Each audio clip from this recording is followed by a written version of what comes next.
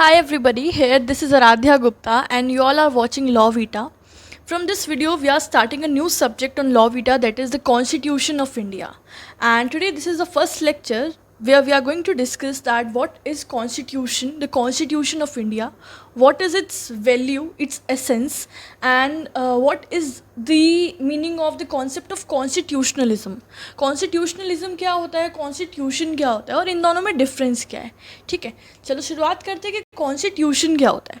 देखो, हम सब जानते हैं कि जो कॉन्स्टिट्यूशन ऑफ इंडिया है, this is the fundamental law of the land. It is the supreme law of the land. ठीक है, ये हमारे इंडिया का सुप्रीम लॉ है. ये वो लॉ है जो कि फाउंडेशन है बाकी all laws in every country.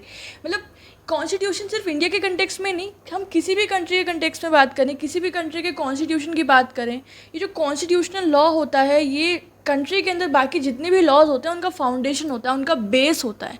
ठीक है, इसीलिए हम लोग कॉन्स्टिट्यूशन को फाउंडेशन या फंडामेंटल लॉ भी बोलते हैं. And the same is with the case of India.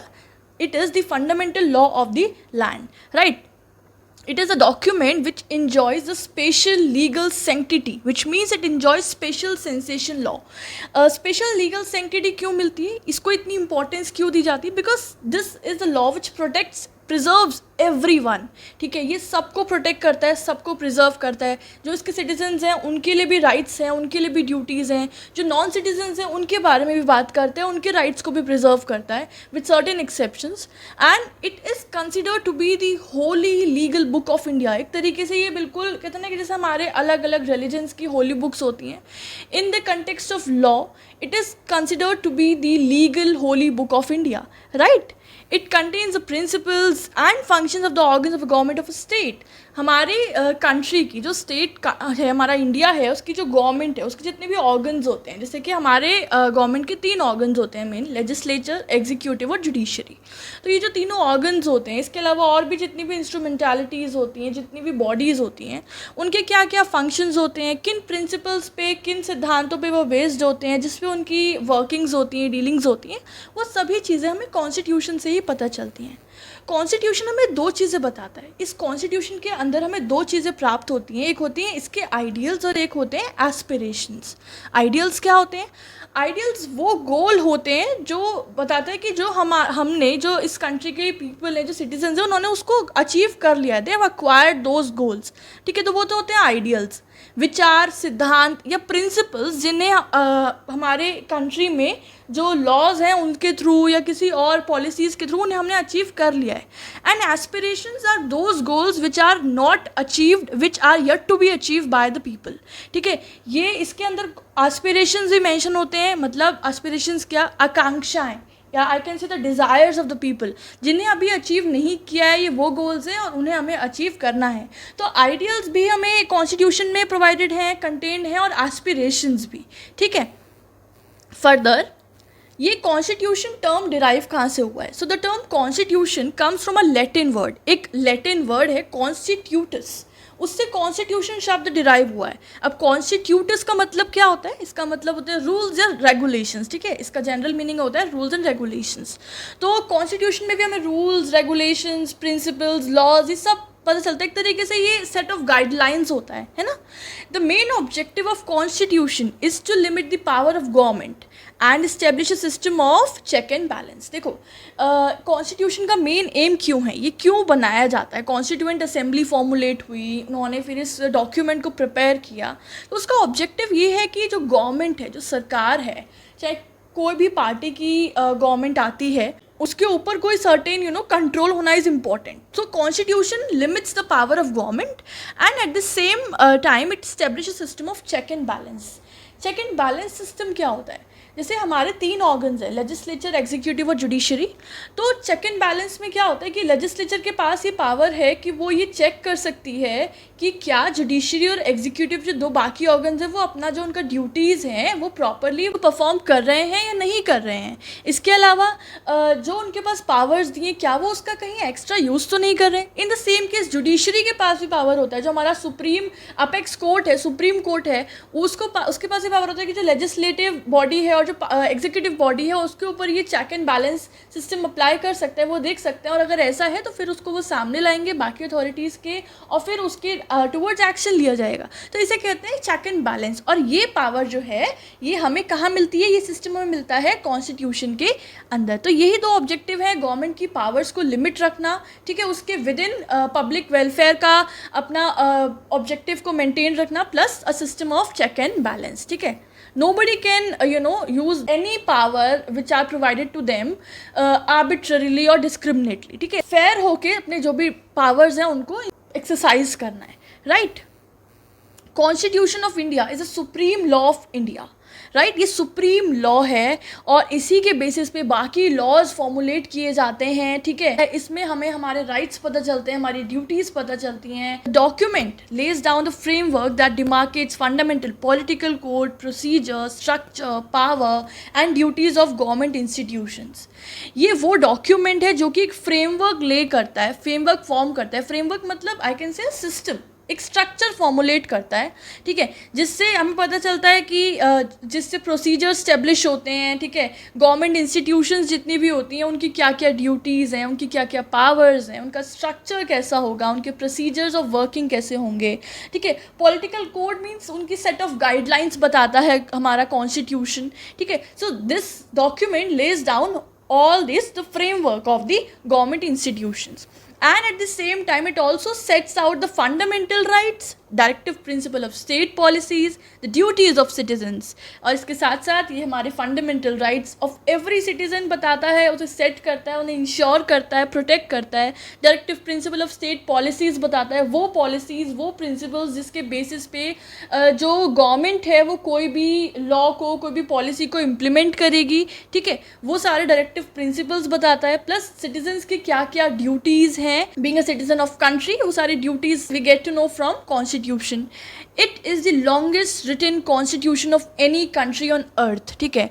ये हमारी पूरे दुनिया का, पृथ्वी का सबसे ज़्यादा लंबा लिखा हुआ कॉन्स्टिट्यूशन है, संविधान है। मतलब इतना बड़ा लिखा हुआ, लिखित में कोई भी कॉन्स्टिट्यूशन किसी कंट्री का नहीं है।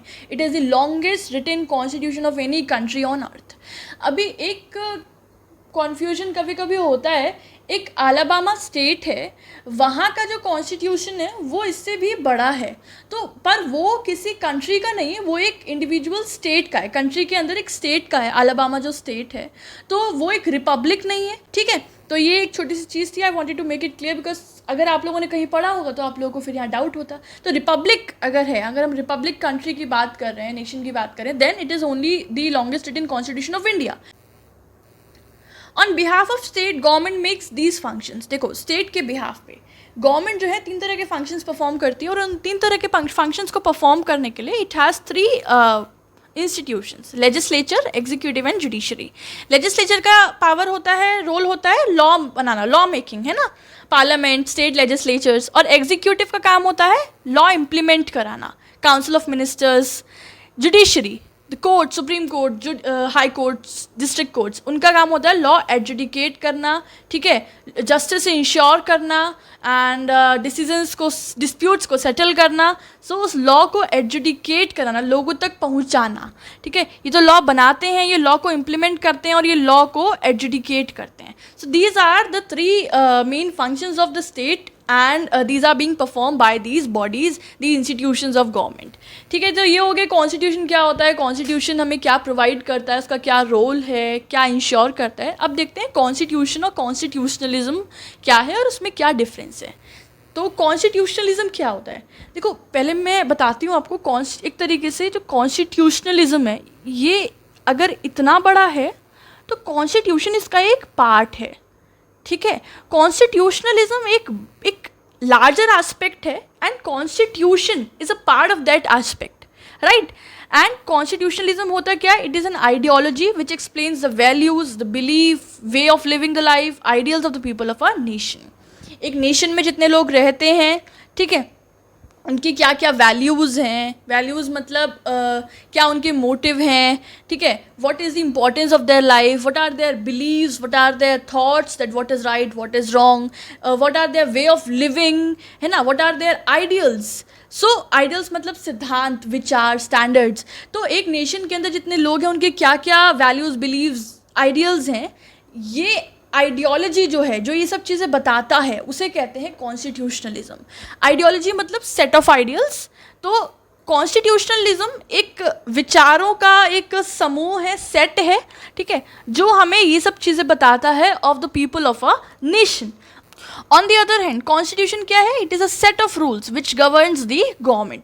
ये वो सेट ऑफ रूल्स होता है जो कि गवर्नमेंट को गवर्न करता है। It is a legal document which describe the structure and working of the government.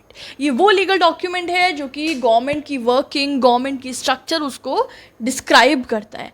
तो ये आइडियोलॉजी है जो कि लोग, जो इस नेशन के लोग हैं, उनकी क्या विचारधारा है, उनके क्या थॉट्स हैं, उनके क्या प्रिंसिपल्स हैं, उनकी क्या वे ऑफ लिविंग है, उस सब को एक्सप्लेन करता है। और constitution on the other hand ये वो सेट ऑफ रूल्स है जो कि गवर्नमेंट के इंस्टीट्यूशंस की पावर्स, उनकी वर्किंग, उनकी स्ट्रक्चर को डिस्क्राइब करता है, right. Constitutionalism is a goal to be achieve. Constitutionalism वो गोल है जो कि अभी अचीव करना है, ठीक है। एंड कॉन्स्टिट्यूशन क्या है? It is a means to achieve the goal, कि हमें लोगों की आकांक्षाओं को पूरा करना है, हमें लोगों के वे ऑफ स्टैंडर्ड को बढ़ाना है, उसको इंक्रीज़ करना है, अपलिफ्ट करना है, ठीक है। लोगों के लिए क्या सही है, क्या गलत है, उसमें एक क्लैरिटी लानी है, ठीक है, सबके संग जस्टिस करना है। तो वो जो आइडियोलॉजीज़ हैं वो हमारा गोल है जिसे हमें अचीव करना है, उसे तो कहते हैं कॉन्स्टिट्यूशनलिज्म। और उन गोल को हम कैसे अचीव करेंगे? There should be some source. तो वो जो मीन्स है, वो जो सोर्स है, वो है हमारा कॉन्स्टिट्यूशन। कॉन्स्टिट्यूशन हमारे हाथ में वो हथियार है जिसके थ्रू हम कॉन्स्टिट्यूशनलिज्म तक रीच कर सकते हैं, ठीक है। Thus constitutionalism is a broader term. Constitutionalism एक ब्रॉडर टर्म है, एक लार्जर टर्म है। And on the other hand constitution is a component और a part of constitutionalism. Constitutionalism का एक पार्ट है, एक कॉम्पोनेंट है, ठीक है। तो गाइज आप लोगों को आई थिंक समझ में अब आ गया होगा कि कॉन्स्टिट्यूशन और कॉन्स्टिट्यूशनलिज्म ये क्या है, दोनों अलग अलग चीज़ें। और कॉन्स्टिट्यूशन जो है, कॉन्स्टिट्यूशन ऑफ इंडिया जो है, वो क्या है, वो किस बारे में बात करता है, हमें क्या क्या चीज़ें प्रोवाइड करता है, ये भी क्लियर हो गया। अब हम लोग देखते हैं कि हमारा जो इंडियन कॉन्स्टिट्यूशन है उसके सोर्सेज हमने कहाँ कहाँ से डिराइव किए, क्योंकि ये माना जाता है कि जो हमारा कॉन्स्टिट्यूशन जब बना था, ठीक है, उसको कई सारे अलग अलग कॉन्स्टिट्यूशन से डिराइव किया गया, अलग अलग चीज़ें जो हैं अलग अलग कंट्री के कॉन्स्टिट्यूशन से पिकअप की गई थी, इसलिए कुछ लोग इसको कॉपी पेस्ट भी कहते हैं। But I would not rather से कॉपी पेस्ट। इसमें सारे जो हमारे मेकर्स थे, ड्राफ्टिंग कमेटी थी, उसका सारा माइंड यूज़ हुआ है। जस्ट हमने इंस्पिरेशंस ली थी बाकी कंट्रीज़ के डॉक्यूमेंट्स से। And it is also very important to be known that कि हमने भले और कंट्रीज़ के कॉन्स्टिट्यूशन में से हमने पिक की हैं चीज़ें, उनसे इंस्पायर होके उनके सोर्सेज लिए हैं, but still 60% of the constitution, Indian constitution is based on the government of India 1935, जो पहले से ही हमारे इंडिपेंडेंस से पहले से ही गवर्नमेंट, ब्रिटिशर्स जब यहाँ पे रूल कर रहे थे, उन्होंने जब गवर्नमेंट ऑफ इंडिया 1935 को जो इंट्रोड्यूस किया था, उसी पर 60% हमारा इंडियन कॉन्स्टिट्यूशन बेस्ड है। Let's look upon all that list. देखो, पार्लियामेंट्री फॉर्म ऑफ गवर्नमेंट है, इंडिया में पार्लियामेंट है, एक सुप्रीम लॉ अथॉरिटी है, ठीक है। तो वो पार्लियामेंट्री फॉर्म ऑफ गवर्नमेंट होना चाहिए हमारे यहाँ। ये चीज़ हमने डिराइव की है from UK, United kingdoms. Federal structure, the distribution of subject matter of legislation, हमारे यहाँ फेडरल स्ट्रक्चर है, हमारे यहाँ सेंटर और स्टेट्स की जो गवर्नमेंट है वो अलग अलग होती है। हमारे यहाँ लेजिस्लेशन के सब्जेक्ट मैटर्स अलग होते हैं, सेंट्रल लॉ मैटर्स अलग होते हैं। और हम, क्योंकि हमारे यहाँ 3 लिस्ट बनी हुई है, यूनियन लिस्ट, स्टेट लिस्ट और कॉन्करेंट लिस्ट। तो ये जो हमारा फेडरल स्ट्रक्चर है ये हमने डिराइव किया है फ्रॉम कैनेडा। कॉन्करेंट लिस्ट मैंने बात की, कॉन्करेंट लिस्ट 3rd लिस्ट होती है। तो जो कॉन्करेंट लिस्ट का concept that we have borrowed from the Australia. Next, directive principles we have borrowed from Ireland. Directive आयर, ऐसे याद करो, डायरेक्टिव आयर, आयर आ रहा ना, तो Ireland. Next, powers of president, position and powers of vice president. तो president और वाइस प्रेसिडेंट की पावर्स, पोजीशंस, इसका कॉन्सेप्ट हमने बोरो किया है from USA, United States of America. Next, organisation and independence of supreme court plus the concept of judicial review, कि supreme court एक independent apex court होना चाहिए, उसका ऑर्गेनाइजेशन, उसकी इंडिपेंडेंस, जुडिशियल रिव्यू का concept, this we have again borrowed from US. USA. Next, advisory opinion of supreme court. Supreme court के पास power है कि वो पार्लियामेंट को, वो लॉ मेकिंग अथॉरिटीज़ को अपनी एडवाइस दे सकते हैं, ठीक है, ऑन सर्टेन मैटर्स. उसके अलग अलग प्रोविजंस है that will look upon further in constitution. So that advisory opinion का concept we have borrowed from Canada. ठीक है. फॉर द फंडामेंटल राइट्स, तो fundamental rights we have borrowed from the US. For the fundamental duties that we have borrowed from USSR. Trade and commerce, the provisions of trade and commerce from Australia. Amendment of constitution, हम constitution में amendment कर सकते हैं, that we get to know from article 368. So this we have borrowed from South Africa. Further single citizenship. देखो भले ही हमारा federal structure है लेकिन हमारे कंट्री में सिंगल सिटीजनशिप का कॉन्सेप्ट है. ठीक है, हमारी कंट्री की एक सिटीजनशिप होती है, हर स्टेट की इंडिविजुअल सिटीजनशिप नहीं होती है जैसे कि यूएस में होता है. वहाँ पे हर स्टेट की भी अलग एक सिटीजनशिप होती है और यूएस की भी, मतलब वहाँ पे डुअल सिटीजनशिप होता है. पर यहाँ पे हमारे यहाँ सिंगल सिटीजनशिप का कॉन्सेप्ट है and that we have borrowed from Canada. Next, emergency provisions. So emergency provisions we have borrowed from Germany. ठीक है, जर्मनी से भी लिया है और गवर्नमेंट ऑफ इंडिया के 1935 से भी लिया है. In the last year, procedure established by law. This is we have borrowed from Japan. ठीक है, तो ये आपके सोर्सेज की लिस्ट थी that from where we have borrowed all the important provisions of our constitution of India. So this was important to be known.